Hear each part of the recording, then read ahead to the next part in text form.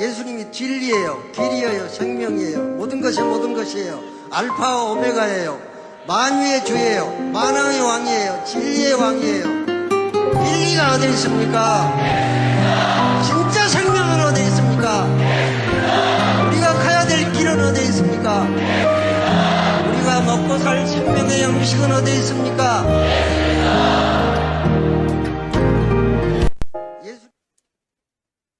안녕하십니까. 김요한 목사입니다. 다시 찾아주셔서 감사합니다. 오늘 저는 여러분과 함께 히브리서 13장 10절에서 16절 중심으로 해서 영문 밖으로 그에게 나아가자라는 제목을 가지고 함께 은혜를 나누고자 합니다. 네, 오늘 저는 여러분과 함께 이 내용을 함께 생각해 보면서 먼저 오늘 본문 말씀의 내용을 잠깐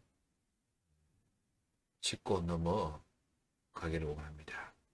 오늘 이 본 말씀의 내용은 히브리 기자가 구약의 동물 희생 제사와 우리 예수님께서 십자가에서 희생 제물이 되신 것을 비교하면서 우리도 예수님이 당하신 영문 밖 outside the gate 골고다 언덕의 수치의 현장으로 나아가자라고 말하면서 그리고 가서 우리가 해야 할 일이 무엇인가를 설명해 주고 있는 내용이 오늘 우리가 본문에서 나타나는 말씀입니다.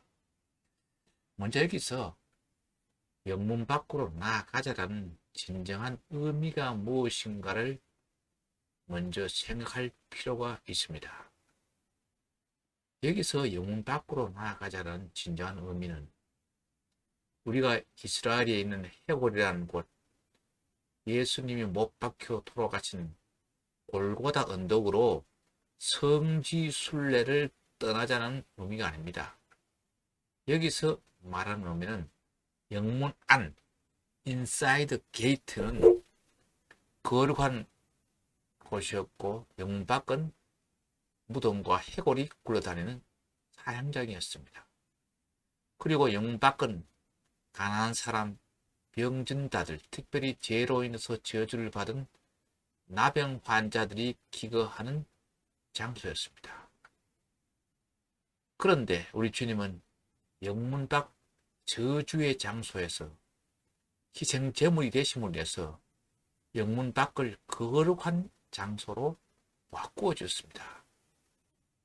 그래서 영적으로 비록 우리가 죄로 인해서 수치와 죽음의 상징인 영문 밖에서 살고 있었지만 예수님이 영문 밖을 거룩한 장소로 바꾸어 놓았기에 우리는 죄와 저주의 굴레를 벗어난 자들로서 새 생명을 주신 예수님께 나아가자라는 의미입니다. 그리고 나아가서 우리가 거기서 해야 할 일이 무엇인가를 오늘 본 말씀은 우리에게 말하고 있습니다. 이 말씀을 함께 생각해 보면서 은혜를 나누기를 원합니다. 첫 번째로 오늘 본문이 영문 밖으로 나아가는 우리에게 준 권면의 말씀입니다. 10절에 13절 말씀입니다.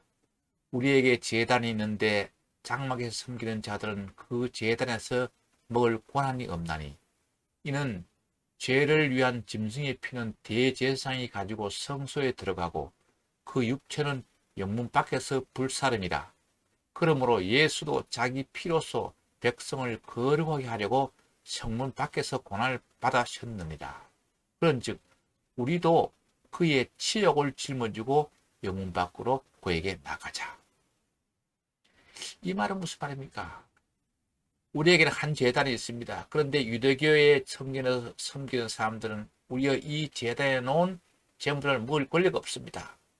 유대교의 제사 의식에서 대제사장은 속죄물로 드리려고 짐승의 피를 지정소에 가지고 들어가고 그 몸은 진영 밖에서 태워버립니다. 그러므로 예수님께서도 자기의 피로 백성을 거룩하게 하시려고 성문 밖에서 고난을 받으셨습니다. 그러므로 우리도 진영 밖으로 나가 그에게로 나아가서 그가 겪으신 치욕을 짊어집시다라는 그런 말씀입니다. 여기서 그분이 겪으신 수치와 치욕을 짊어지고 영문 밖으로 그에게 나가자라는 말을 좀 더 구체적으로 설명하면 이런 말입니다. 우리가 예수 믿고 살다가 보면은 수치와 곤욕과 치욕을 만날 수가 있습니다. 그러므로 그것이 올 때 우리 주님이 당하신 고난과 수치와 곤욕을 생각하면서 기꺼이 그것들을 받아들이자는 말입니다. 즉 우리가 순례자의 삶을 살다 보면은 우리가 어깨에 걸머져야 할 십자가 다 있는데 그것을 기꺼이 지고 가자는 말입니다. 그런데 우리가 여기서 한 가지 잊지 말아야 할 것이 있습니다. 그것이 무엇인가? 반드시 십자가 뒤에는 숨겨져 있는 것이 하나인데 그것이 바로 부활이라는 사실입니다. 십자가를 진다는 것은 고난과 고통입니다. 우리가 이것만 생각하면 안 됩니다. 반드시 십자가 뒤에는 부활이 따라온다는 사실입니다. 예수님이 골고다 십자가에서 매달려서 올려져서 그 고통 때문에 절규하고 계실 때 하나님 아버지는 침묵하셨습니다. 왜 하나님은 침묵만 하고 계셨는가? 하나님은 무엇을 하고 계셨는가? 하나님은 예수님을 위해서 부활의 아침을 준비하고 계셨습니다. 우리에겐 여러 가지 십자가가 있습니다. 경제의 십자가, 질병의 십자가, 고통의 십자가, 자녀의 십자가, 남편의 십자가, 아내의 십자가. 우리 중에 십자가 없는 사람은 한 사람도 없습니다. 우리가 분명히 알아야 할 것은 십자가 뒤에는 우리를 위해서 하나님께서 부활의 아침을 준비하고 계신다는 것을 잊지 말아야 합니다. 예레미야 29장 11절 13절 말씀입니다. 여호와의 말씀이니라 너를 향한 나의 생각을 내가 아나니 평안이요 재앙이 아니라 너희에게 미래와 희망을 주는 것이니라. 이 말은 무슨 말입니까? 너희를 위한 나의 계획은 내가 알고 있다.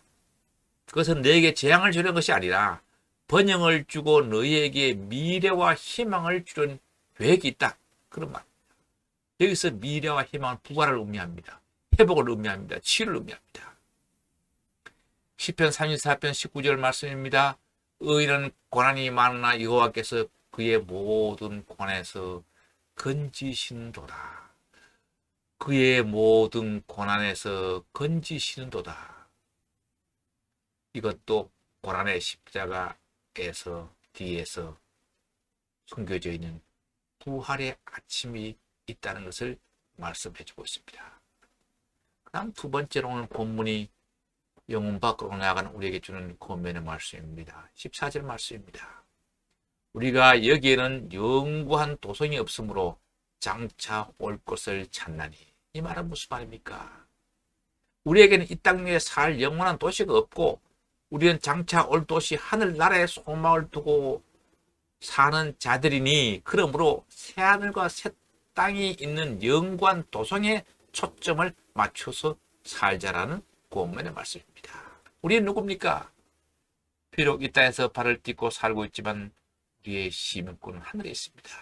우리는 또 한 번 언젠가는 이민을 가야 할 존재들입니다. 고린도후서 5장 1절에 2절 말씀입니다. 만일 땅에는 우리의 장막집이 무너지면 하나님께서 지으신 집 곧 손으로 지은 것이 아니요 하늘에 있는 영원한 집이 우리에게 있는 줄 아느니라. 참으로 우리가 여기 있어 탄식하며 하늘로부터 오는 우리 처소로 덧입기를 간절히 사모하노라.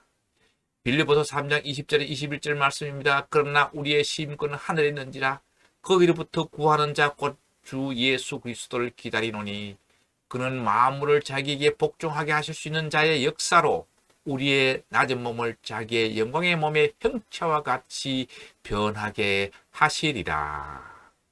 그 다음 세 번째 오늘 본문이 영문 밖에 나간 우리들에게 주는 권면의 말씀입니다. 15절 말씀입니다. 그러므로 우리는 예수로 말미암아 항상 찬송의 제사를 하나님께 드리자. 이는 그 이름을 증언하는 입술의 열매니라. 이 말은 무슨 말입니까? 우리는 예수로 말미암아 끊임없이 하나님께 참의 제사를 드립시다. 이것은 곧 그의 이름을 증언한 우리의 말로 하는 입술의 고백입니다라는 고백의 말씀입니다. 즉 다시 말하면 죽을 수밖에 없었던 우리들에게 예수님을 주셔서 우리를 살리게 하신 하나님께 늘 감사하며 찬양을 드리는 삶을 사는 자들이 되자는 말입니다. 여기 15절에서 우리가 주목해야 할 단어가 하나 있습니다. 항상이라는 말, 항상. 그럼 우리는 예수로 말미암아 항상 찬송의 제사를 하나님께 드리자. 이는 그의 이름을 증언한 입술의 열매이다. 여기서 항상이라는 말은 무슨 말입니까? 끊임없이 지속적으로 무슨 일이든지 모든 일에 범사에 기쁜 일이든지 슬픈 일이든지 넘어지든 자빠지든지 심지어 고난 중에서도 감사의 노래를 부르자란 말입니다. 감사자란 말입니다. 고린도서 3장 15절 말씀입니다. 그리스도의 평강이 너희 마음을 주장하라. 너는 평강을 위하여 한 몸으로 부르심을 받았나니 너희는 또한 감사하는 자가 되라. 이 골로새서의 저자는 사도 바울 선생입니다. 이 골로새서는 사도 바울 선생은 감사할 조건이 하나도 없는 캄캄한 지하 감옥 안에서 감옥 밖에 있는 골로새 교회 교인들에게 성도들에게 한 편지입니다. 감옥 밖에 있는 사람이 감옥 안에 있는 사람에게 권면하면서 감사를 하라고 쓰는 것이 이것이 정상이 아닙니까? 그런데 사도 바울서는 거꾸로 감옥 안에 있으면서 감옥 밖에 있는 자들에게 감사하라고 말합니다. 이 말은 고난 중에도 부활의 아침이 우리를 기다리기 때문에 그 기대감을 가지고 그 소망을 가지고 감사하라는 말입니다. 그 다음 네 번째 오늘 마지막으로 본 말씀이 영문 밖에 나아가는 우리에게 주는 권면의 말씀입니다. 16절 말씀입니다. 오직 선을 행함과 서로 나누어 주기를 잊지 말라. 하나님은 이 같은 제사를 기뻐하시느니라. 이 말은 무슨 말입니까? 선을 행하는 일과 서로 나누어 주는 것을 잊지 마십시오.